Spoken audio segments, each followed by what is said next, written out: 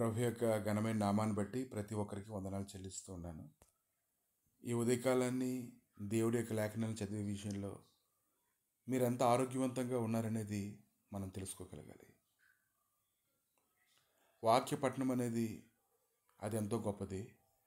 అన్ని విషయాలను ఆరోగ్యాన్ని కలుగు చేస్తుంది, బలాన్ని కలుగు చేస్తుంది, పరిస్థితులన్నింటినీ మార్చేస్తుంది. మనం కుదురుగా ఎలాగుండాలో అలా కుదురుగా ఉండడానికి మనం సరిచేస్తుంది. కీర్తన గ్రంథము 33 అధ్యాయము 3-4 వచనాలు చూసినప్పుడు, ఆయనను గురించి నూతన కీర్తన పాడుడి, ఉత్సాహధ్వనితో ఇంపుగా వాయించుడి. యెహోవా వాక్యం యథార్థమైనది, ఆయన చేయనిదంతా నమ్మకమైనది.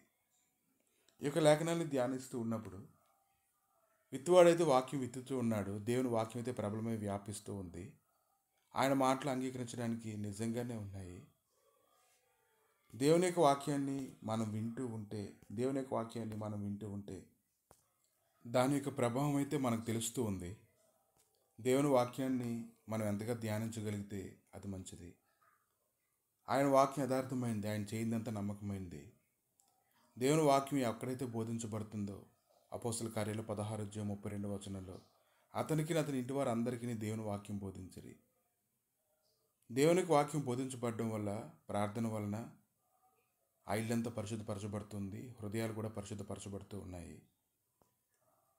రాతి నెలలోనైనా, మంచి నెలలైనా, ముళ్ళ పొదల్లోనైనా సరే దేవుని యొక్క వాక్యం విత్తనాలు ఆయన కుమ్మరిస్తూనే ఉన్నారు. హృదయాలు ఎలాగున్నప్పటికీ వాక్యం అయితే అందరి హృదయాల్లోనే సమృద్ధిగా కుమరించబడుతుంది. అయితే నీకు ప్రకటించబడుతున్న వాక్యం ఎంత అధికారంతో కూడిందై ఉంది. ఆయన బోధ శక్తివంతంగా ఉంది. అటువంటి వాక్యాన్ని దేవుడు మనకు అనుగ్రహించారు. అయితే వాక్య పఠనం నువ్వు ఎంతవరకు దాన్ని అనుదినం ధ్యానిస్తున్నావని ప్రభు అయితే ఈ దినాన్ని మనతో మాట్లాడుతూ ఉన్నారు. దేవుని యొక్క వాక్యాన్ని మనం తీసుకుంటూ ఉంటే దుష్ట మార్గాలన్నింటిలో మన పాదాలు మనంతటా మనమే తొలగించుకుంటూ ఉంటాము. దేవుని వాక్యం మన యొద్ద నుంచే బయలుదేరి వెళ్ళాలి. మన యొద్ద నుంచి మాత్రమేనా, మన కుటుంబంలో అందరి యొద్ద నుంచి దేవుని యొక్క వాక్యం వెళ్ళేలాగా మనం సిద్ధపడాలి. దాన్ని ధ్యానించాలి. ప్రతి పరిస్థితుల్లోనూ దాన్ని ఉపయోగించాలి. ముఖ్యంగా ఆ యొక్క వాక్యాన్ని నువ్వు చదువుతూ ఉన్నప్పుడు పూర్తి నమ్మకం నీలోని కలగాలి. ఎవరైతే ఆయన వాక్యాన్ని పూర్తి నమ్మకంతో చదువుతూ ఉంటారో, ధ్యానిస్తూ ఉంటారో, ఆ వాక్యానికి లోబడి ఉంటారో, ఆ వాక్యాన్ని వారు ఖచ్చితంగా నెరవేర్చేలాగా వారి జీవితంలో జరుగుతూ ఉంటుంది. ఎందుకంటే దేవునికి వాక్యం నీ పాదాలకు దీపంగా ఉంటుంది, నీ త్రోవకు వెలుగుగా ఉంటుంది. కాబట్టి ప్రతి స్థలంలో కూడా ఈ రక్షణ వాక్యం ప్రతి ఒక్కరి దగ్గరికి పంపబడుతూ ఉంది. అపోస్తల కార్యాలు 13:44 వచనంలో, మరుసటి విశ్రాంతి దినమున దాదాపుగా ఆ పట్టణం అంతయు దేవుని వాక్యం వింటూ కూడి వచ్చాను.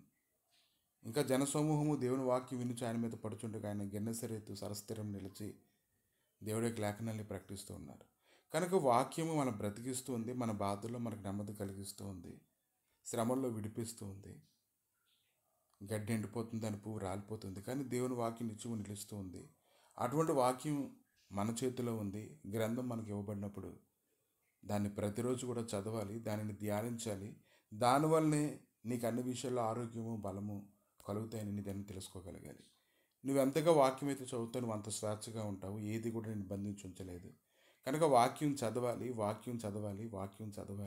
దానిని ధ్యానించాలి, దానికి సమయాన్ని ఇవ్వాలి. సమయం లేదని మనం చెప్పకూడదు. ప్రభా, మీ దయగలిగిన హస్తాలకు అప్పగించుకుంటుండగా నీ గొప్ప కృప ప్రతి ఒక్కరిని ఆవరించినట్లుగా లేఖనాల్ని ధ్యానించడానికి కావాల్సినటువంటి కృప ప్రభా ఈ దినమున నాయన మీరు అనుగ్రహిస్తున్నందుకు మీకు వందనాలు. ప్రతి ఒక్కరితో ఉన్నటువంటి పరిశుద్ధ గ్రంథాన్ని చక్కగా దివారాత్రులు దాన్ని ధ్యానించినట్లుగా నీ కృప దయచేయండి తండ్రి. అటువంటి భాగ్యముని దయచేయమని, అటువంటి బంధకములు కలిగినటువంటి స్థితిలో నుంచి విడిపించి చక్కగా లేఖనాలు ధ్యానించడానికి కృపతో నీపై నడిపించి మీరే మహిమ పొందమని, కుటుంబం అంతటినీ దీవించి ఆశీర్వదించమని యేసు నామములో అడుగుచున్నాము తండ్రి. ఆమేన్.